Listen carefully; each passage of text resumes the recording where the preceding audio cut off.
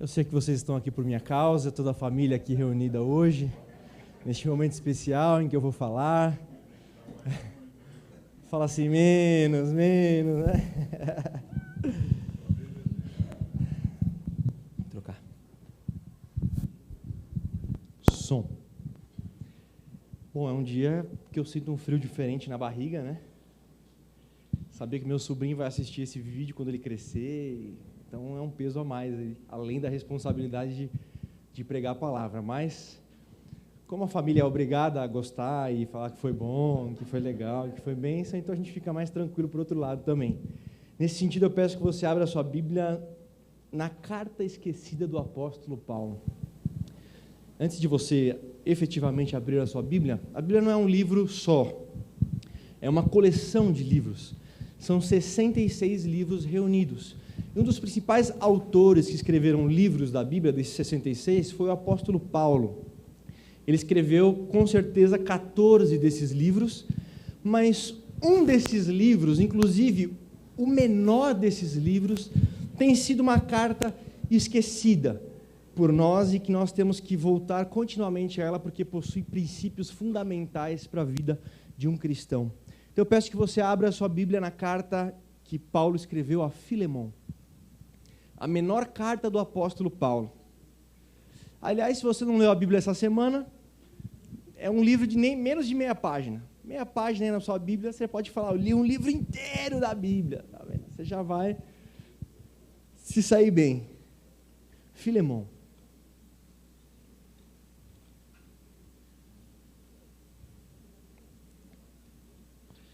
E aí você mantém a sua Bíblia aberta, que nós vamos ver alguns textos desse livro. Esse livro, essa carta ela tem um carinho especial para mim. Há cerca de 3 anos atrás, eu estava no ônibus, lendo Filemon. E, queridos, meu coração se emocionou, eu fui às lágrimas e mexeu demais comigo esse livro de Filemon, por coisas que eu vou falar para você. Só que nesse dia eu estava lá no banco do ônibus, indo para casa. A hora que o ônibus parou num ponto, algumas pessoas começaram a descer, outras a entrar lá na frente. Se faz tempo que você não anda de ônibus, você sobe lá pela frente, passa uma catraca, desce por trás. Só que um rapaz, na hora que as pessoas estavam descendo, ele pegou e subiu por trás, para não pagar, e sentou lá atrás. Nessa, o motorista falou assim, parou o ônibus, não vou sair do lugar. Enquanto ele estiver aí, não vou sair do lugar. Aí, brasileiro, paulista, não vê muita coisa acontecer do dia a dia, sempre aquele negócio, e aí tem que descer, e aí. Esse cara que estava lá atrás, ele pulou a catraca e foi bater de frente lá com o motorista. Os dois lá começaram a bater boca, e bater peito, e se empurrar. E eu tinha acabado de ler Filemon. E eu estava sangue nos olhos, irmão, estava emocionado, estava assim, Deus tinha falado comigo ali. Aí eu peguei e fui pular a catraca também. Estava lá atrás, já tinha pago, já tinha passado, fui lá, pulei a catraca, aí o ônibus foi abaixo. Agora o negócio vai pegar fogo.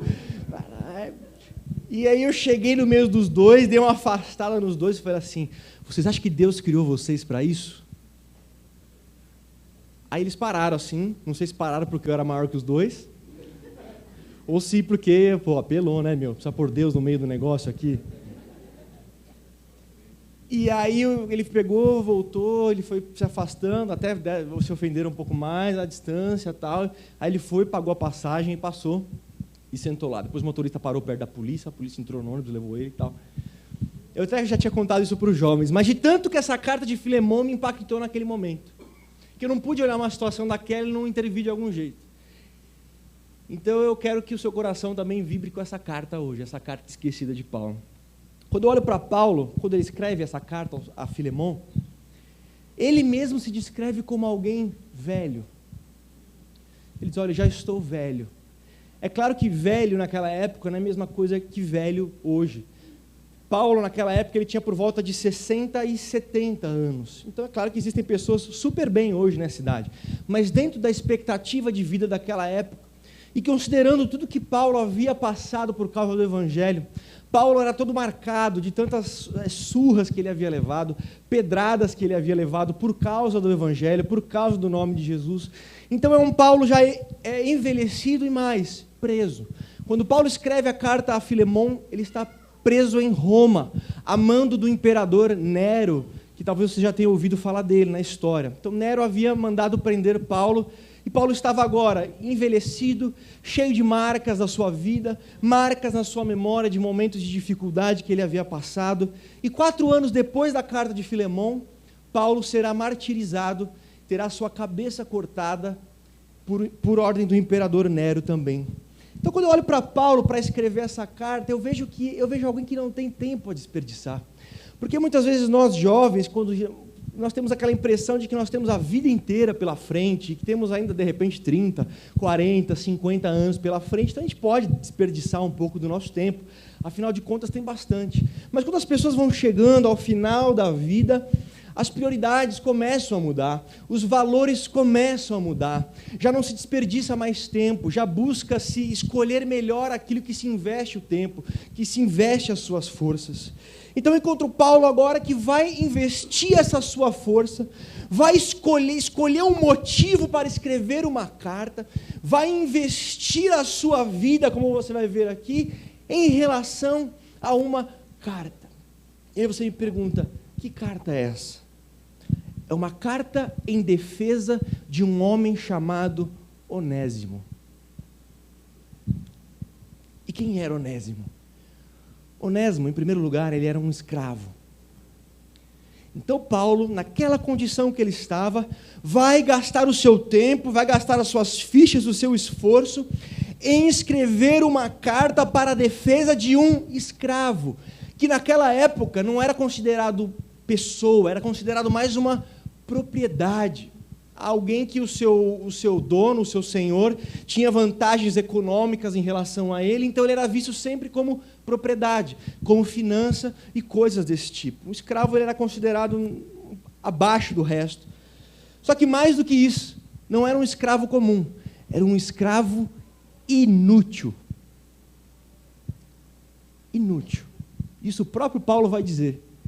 Onésimo era um escravo inútil, e mais do que isso, era um escravo que havia fugido do seu senhor.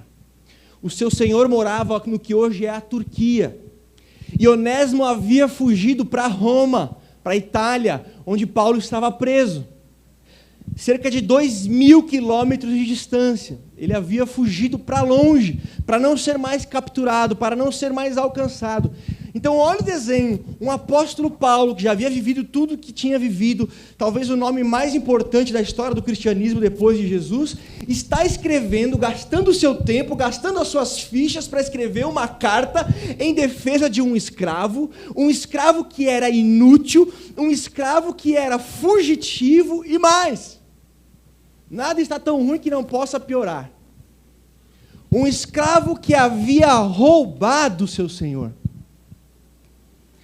Que para ter recursos para fugir, provavelmente, para conseguir fazer uma viagem da Turquia para Roma, se apossou de bens do seu senhor e fugiu, foi embora.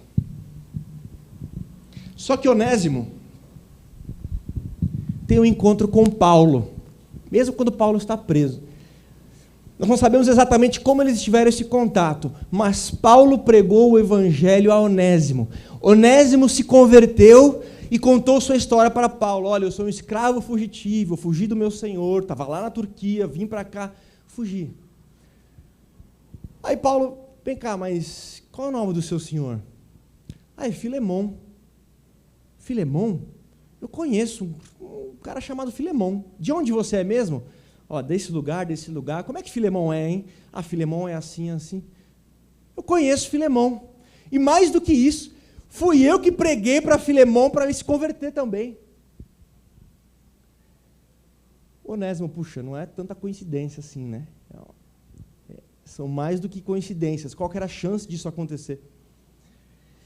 Então Paulo vai dizer para Onésimo, olha Onésimo, essa situação que você está irregular, você não pode continuar fugitivo, você vai ter que voltar para o seu senhor. O problema disso era a lei romana. A lei romana dava ao senhor de escravos total liberdade para ele punir o seu escravo que foi fugitivo ou fez alguma coisa errada, do jeito que ele quisesse. Nós temos registros na história de senhores que pegaram seus escravos fugitivos e crucificaram eles. Outros senhores pegaram seus escravos fugitivos e lhes quebraram os joelhos. Outros pegaram seus escravos fugitivos e mandaram para uma mina de trabalho forçado, onde a expectativa de vida é muito baixa.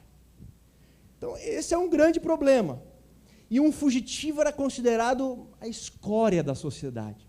Se um escravo já era considerado pouca coisa, se ele era fugitivo, então era alguém indigno de confiança, era alguém indigno de crédito.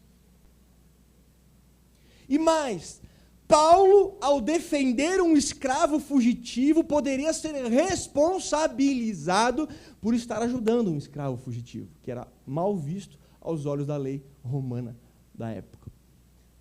Então, olha este quadro, irmãos. Quando eu começo a olhar isso, por que Paulo foi se envolver com esse escravo, que ele mesmo disse que era inútil, que era um fugitivo e era um ladrão? E agora Paulo diz, olha, você vai ter que voltar, Onésimo. Você não podia ter fugido, você pegou coisa que não era sua, você vai ter que voltar para casa. Imagina Onésimo, pronto, vou ser crucificado, né? Legal, Paulo, seu conselho, muito boa ideia. O problema é que eu vou ter meus joelhos quebrados, vou ser crucificado, vou ser mandado para trabalhos forçados. Aí Paulo, calma, Onésimo, eu vou interceder por você.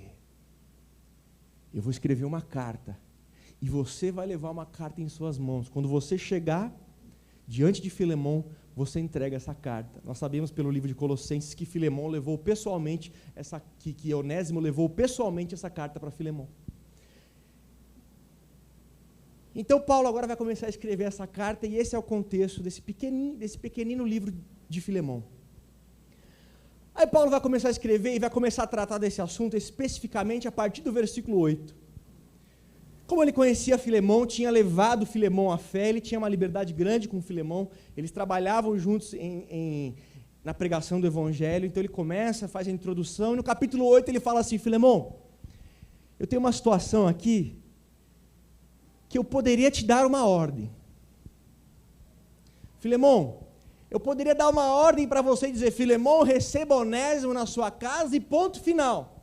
Pelo seguinte, primeiro porque fui eu que te levei a você conhecer o caminho da verdade. Fui eu que te levei a conhecer Jesus, então você deve a sua vida eterna para mim. Então você me deve também. Então por isso eu poderia mandar e não pedir. Segundo, eu sou apóstolo. Como apóstolo, eu sou a maior autoridade da igreja. Então, se eu mandasse, Filemão, você obedecer, você tem que obedecer. E mais, Filemão, eu estou idoso e estou preso por causa do Evangelho. Isso me dá ainda mais credenciais e mais autoridade para mandar. Mas eu não vou fazer isso. E aí Paulo vai dizer nos versículos 8 e 9, por isso, ainda que tenha em Cristo grande confiança para te mandar o que convém, todavia, peço-te por amor, sendo eu tal como sou, Paulo o velho, e também agora prisioneiro de Jesus Cristo. Então Paulo já deixou muito claro, Filemão, eu podia mandar você fazer alguma coisa, mas eu vou te pedir por amor. Eu não vou usar todos esses créditos que eu tenho com você. É por amor, Filemão, que eu quero colocar essa situação diante de você. Agora, o que mais me impressiona nessa carta são os pedidos que Paulo faz a Filemão em relação a esse escravo inútil, fugitivo e ladrão. O que Paulo vai pedir para Filemão em relação a Onésimo, esse escravo? O primeiro pedido que eu destaquei está no verso 10. Paulo diz assim, peço-te em favor de meu filho Onésimo, que eu gerei em algemas. Então, Filemão, eu estou pedindo para você receber, não é qualquer pessoa. Estou pedindo para você receber o meu filho na fé. Eu gerei ele preso, em cadeias. Então, não é apenas um pedido de receber alguém. Uma coisa é você enviar alguém para outra pessoa. Outra coisa é você enviar o seu filho para outra pessoa. A outra pessoa vai receber o seu filho com um temor muito maior do que você tivesse mandado um quase desconhecido. Onésimo, primeira coisa, eu peço que você receba, Filemão, eu peço que o Senhor receba o meu filho, Onésimo. Mas ele faz um segundo pedido, versículo 11. Ele antes era um inútil, mas agora é útil, tanto para você quanto para mim. Então Paulo diz, Filemão, receba Onésimo, meu filho, e confie em mim. Ele era inútil, mas pode confiar na minha palavra, porque ele agora é útil. Onésimo não é a mesma pessoa que você conheceu. Onésimo não é o mesmo escravo inútil que você conheceu. Confie na minha palavra. Onésimo, ele é útil. Então receba ele como alguém que é meu filho e é alguém que é útil. Então Paulo passa pelo terceiro pedido e as coisas vão ficando um pouco mais profundas. Versículo 16. Filemão, recebe Onésimo não mais como escravo, mas acima de escravo, como irmão amado. Bom, quando eu comecei a ler isso, eu comecei a não entender. Como é que o apóstolo Paulo, 4 anos antes de morrer, no fim da sua vida, está investindo tanto na vida de um escravo? Gastando as suas fichas, fazendo pedidos sérios para alguém, por um escravo. E agora ele diz mais, ele não só é meu filho, você não só tem que confiar em mim que ele é útil, mas mais, eu quero, Filemão, que você receba Onésimo como alguém da família. Então não é só recebê-lo de volta, não mais como um escravo, mais do que um escravo, como um irmão amado. E Paulo vai fazer um quarto pedido, que cada vez vai ficando mais intenso. Filemão, eu só não quero Filemão, não é só recebê-lo como meu filho, não é só recebê-lo como alguém útil, e não é só recebê-lo como alguém da família. Versículo 17, ele diz assim: assim, Filemão, se você me considera companheiro na fé, receba-o como se estivesse recebendo a mim. E o versículo 12, ele vai dizer: mando de volta a você como se fosse o meu próprio coração. Em outras palavras, o que Paulo está dizendo: Filemão, todo o crédito que eu tenho com você, todo o relacionamento que nós construímos juntos, toda a afeição que você tem por mim, todo o carinho que você tem por mim, toda a nossa riqueza de relacionamento, eu quero que você transfira de mim para Onésimo, e trate Onésimo como se fosse o meu coração, trate Onésimo como se você estivesse recebendo a mim. Todo o crédito que eu construí com você, Filemão, transfere para Onésimo, e trata ele da mesma forma que você me trataria. E o quinto e último pedido que Paulo fez, versículo 18. Se ele te prejudicou em algo, ou se ele deve alguma coisa, ponha na minha conta. E eu, Paulo, escrevo de próprio punho, como se fosse uma nota promissória. Eu pagarei. Olha o que Paulo fez, querido. Ele disse assim: Filemão, trate Onésimo como você me trataria, e trate a mim como você trataria Onésimo. Se você vai cobrar a dívida dele, você cobra de mim. Então, Filemão, troca os papéis. Recebe Onésimo como se ele fosse eu, mas me trate como se você estivesse tratando com Onésimo. Paulo em nenhum momento pediu: olha, então você perdeu o escravo, dançou, sofre o prejuízo e ponto final. Não, ele vai dizer: e o que ele fez foi errado, te gerou prejuízo? Põe na minha conta. Me trata como se eu fosse Onésimo. Resumindo os 5 pedidos de novo. Filemão, receba como se ele fosse meu filho. Confie em mim que agora ele é útil. Se ele era inútil antes, agora ele é útil. Recebe, Filemão, Onésimo como alguém da família. Trate Onésimo como se estivesse tratando a mim. Todo o crédito que eu possuo com você, transfere para Onésimo. E quando Onésimo estiver chegando aí te entregar essa carta, que você possa olhar para Onésimo e ver a mim. E último pedido, me trate como você trataria Onésimo. Se você iria cobrar dele os gastos que ele gerou, o roubo que ele fez, cobra de mim. Me trate como Onésimo.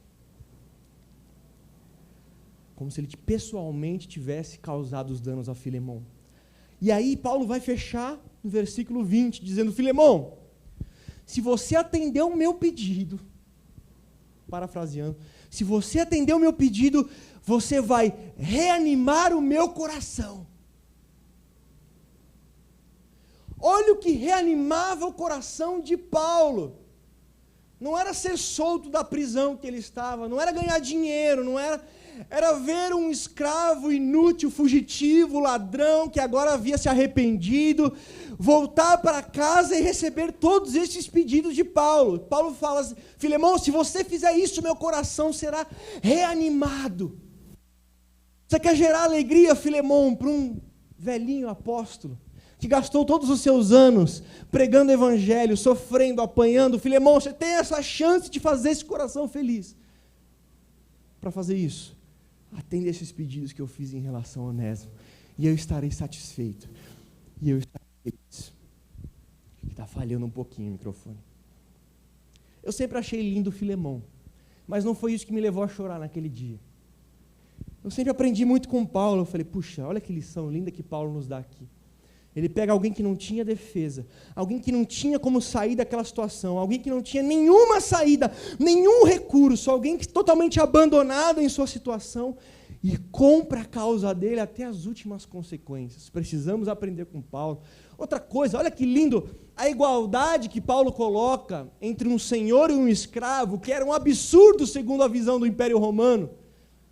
O escravo era inferior, o escravo era uma propriedade. Como assim agora Paulo coloca o senhor e esse escravo no mesmo patamar, igualdade? Aquilo que ele mesmo falou em Gálatas capítulo 3, versículo 28. Em Cristo não há judeu, não há grego, não há homem, não há mulher, todos são um, ou todos são iguais em Cristo. Só que naquele dia que eu estava lendo no ônibus, tirando lições do apóstolo Paulo, olhando para a vida do apóstolo Paulo, eu percebi que na história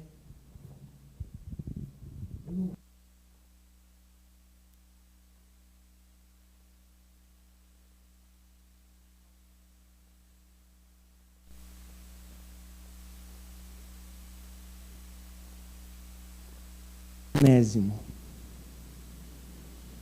eu era o escravo que havia infringido várias leis do meu Senhor. Por que eu digo isso? Porque Deus me criou, e Deus estabeleceu tudo o que é melhor para a minha vida. E quantas vezes eu não segui aquilo que Deus estabeleceu como sendo melhor para a minha vida? E me rebeliei e fiz aquilo que eu queria fazer, segundo a minha vontade, segundo meus gostos, e violei a lei de Deus. Um Deus que me amava e um Deus que criou uma lei nos termos da minha alegria e felicidade nele. E mesmo assim, muitas vezes, eu violei essa lei. Quantas vezes, nesses 30 anos que eu completo essa semana, quantas vezes eu menti? Quantas vezes eu senti inveja nesses 30 anos? Quantas vezes eu fiz coisas erradas? Samuel, continua, tá legal, conta tudo, conta tudo. Mas eu poderia passar uma FA de coisas erradas que eu fiz, de violações à lei de Deus que eu causei.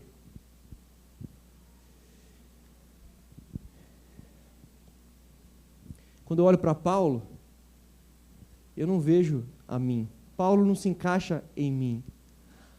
Paulo, na verdade, nessa história é Jesus.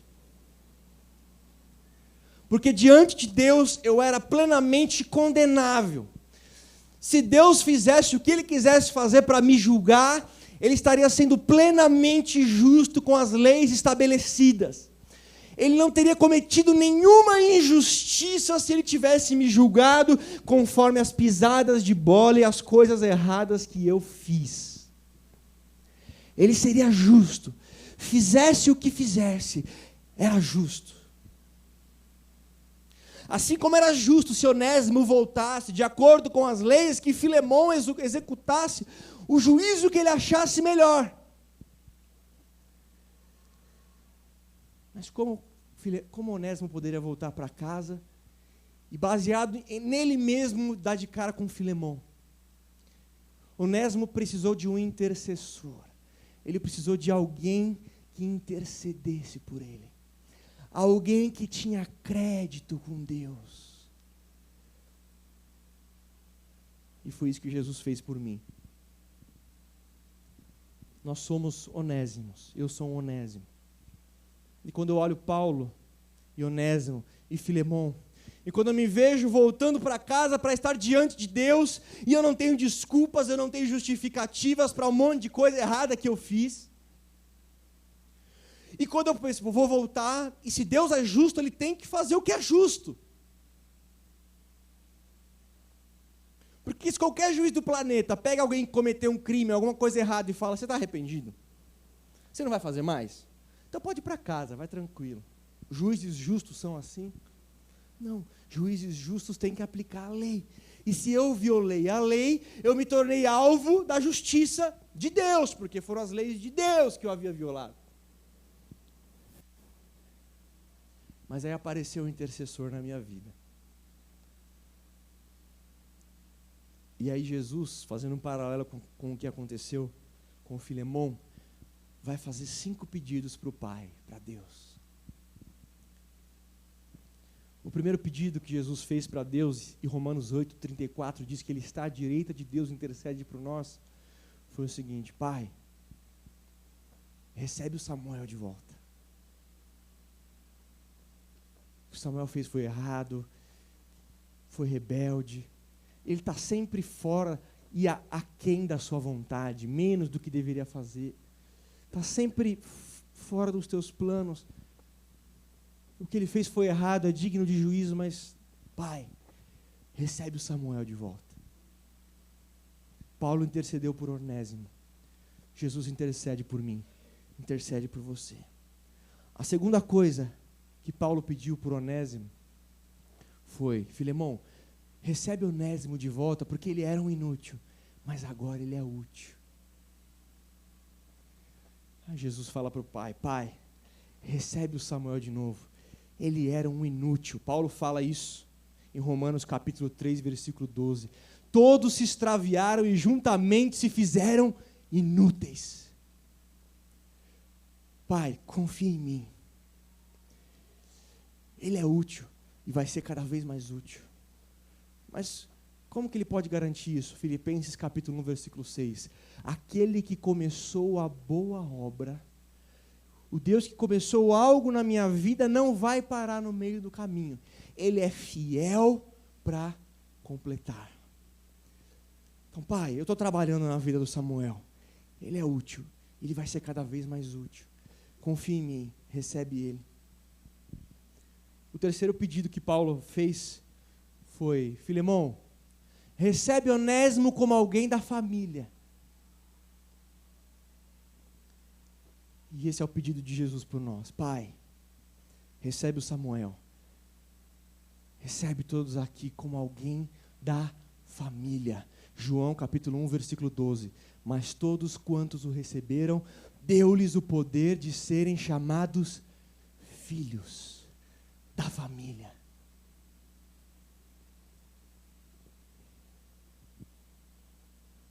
Mas Jesus pediu mais. E aqui é onde eu acho mais impressionante e mais rico. O quarto pedido de Paulo foi: Filemão, trata Onésimo como se fosse eu. Quando Onésimo chegar aí, trate Onésimo como se fosse meu próprio coração, como se fosse eu chegando adiante de ti. E a oração do filho ao pai: Senhor, Pai, quando você olhar para o Samuel chegando diante de ti, não enxerga o Samuel, não enxerga o que ele fez, não enxerga essas pisadas de bola. Veja no Samuel como se fosse eu mesmo. E isso é o Evangelho. Nós, diante de Deus, sendo recebidos, porque Deus, quando olha para nós, vê Jesus. O que Paulo estava dizendo, todo o crédito que eu construí com você, Filemão, todo o nosso relacionamento, tudo aquilo que nós construímos juntos, transfere para Onésimo. E toda a vida justa de Jesus, tudo aquilo perfeito que ele fez, todo o relacionamento puro, que nunca violou a lei de Deus, criou um crédito para Jesus em relação ao Pai, porque o Pai havia prometido: aqueles que andarem na minha lei serão abençoados, aqueles que não andarem não serão abençoados, serão amaldiçoados. O único que praticou a lei em todos os seus termos foi Jesus. Então o único que tinha crédito para com o Pai era Jesus. E aí o que a Bíblia diz? Que Jesus pega todo esse crédito que ele construiu e transfere para mim, e transfere para você. Coríntios capítulo 5, versículo 21, 2 Coríntios, a segunda parte, diz assim: aquele que não conheceu o pecado, fez pecado por nós. Agora sim, para que nele, em Jesus, fôssemos feitos justiça de Deus, ou justos diante de Deus, ou pessoas que são consideradas praticantes perfeitas da lei. Não porque nós em nós praticamos, mas o que Jesus fez é atribuído, é imputado a nós. Então, assim como Paulo intercede: Filemão, trata Onésimo de acordo com o meu crédito, com aquilo que eu construí para contigo, transfere para ele o que Cristo fez durante toda a sua vida, andando em obediência em todos os aspectos na lei de Deus. Transfere para eles, transfere para os que creem. Acho que está falhando de novo. É por isso que a Bíblia diz que é pela graça sois salvos. Isso não vem de vós, mediante a fé, isso não vem de vós, é dom de Deus. Obrigado. Só que ainda tem um quinto pedido. Paulo disse: trate Onésimo como se fosse eu. Pai, pode me tratar como Samuel merece ser tratado.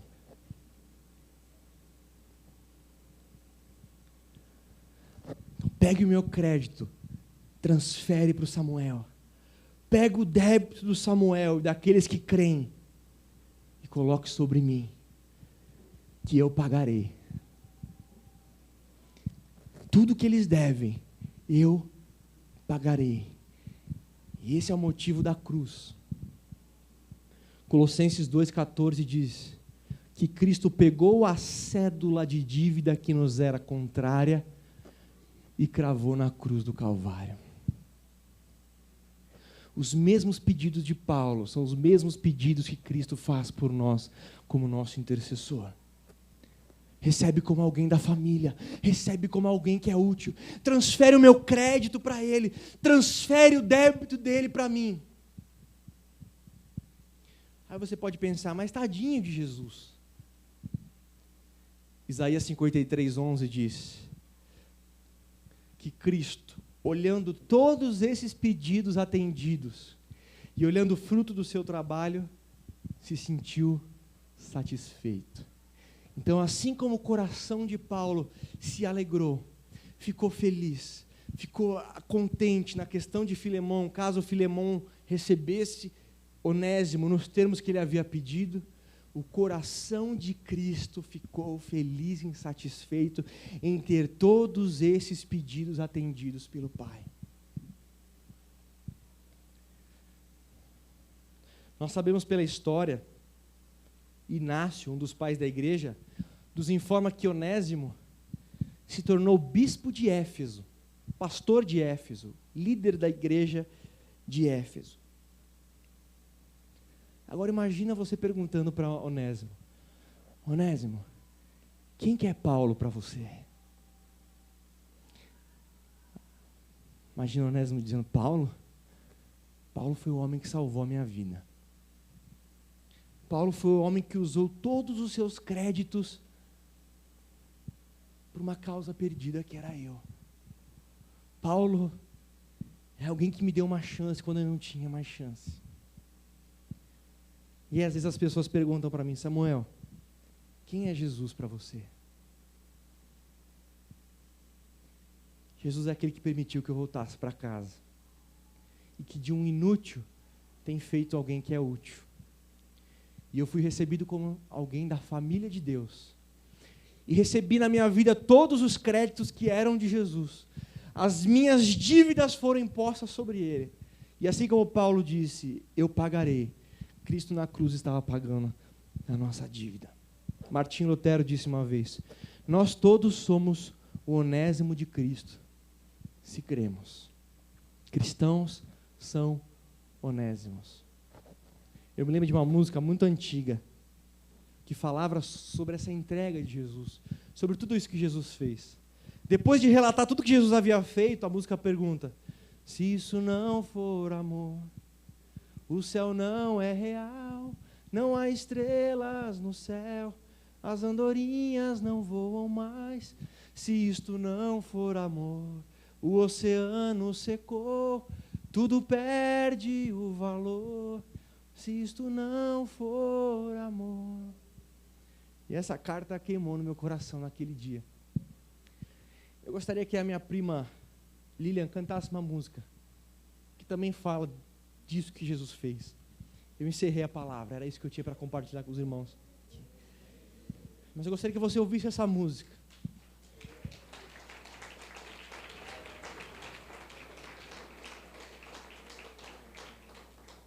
Não mais da perspectiva de Paulo, que eu tenho que defender os indefesos, isso tudo também é verdade, mas como Onésimo, alguém que precisava de um intercessor e alguém que comprasse a sua causa. Está preparado o som?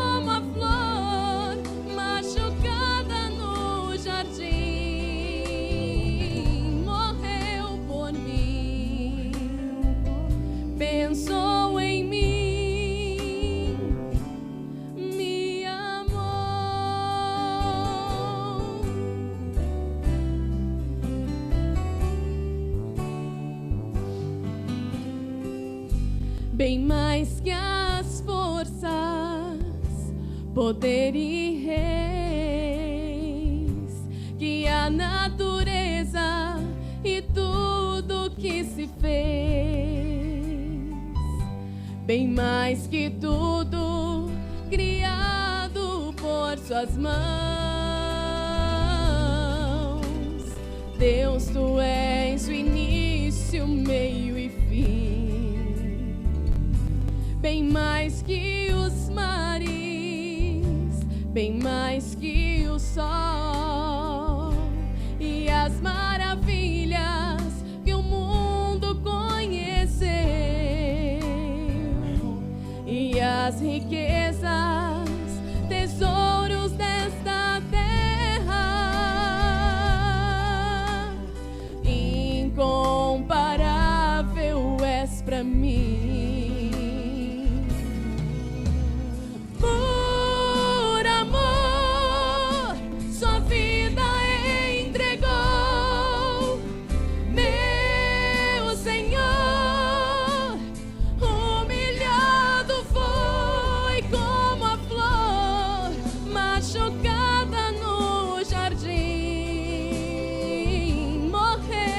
por mim, pensou em mim, me amou. Então cante a Ele assim: por amor, sua vida entregou, meu Senhor, humilhado foi como a flor machucada no jardim, morreu por mim, pensou em mim,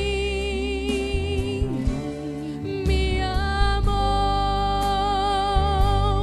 como a flor machucada no jardim,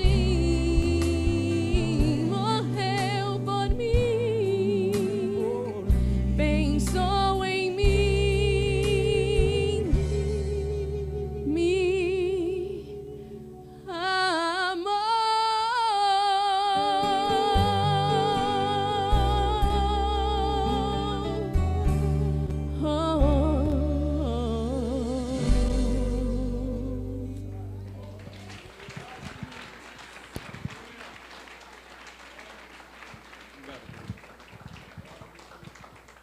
Graças a Deus, graças a Deus. Louvado seja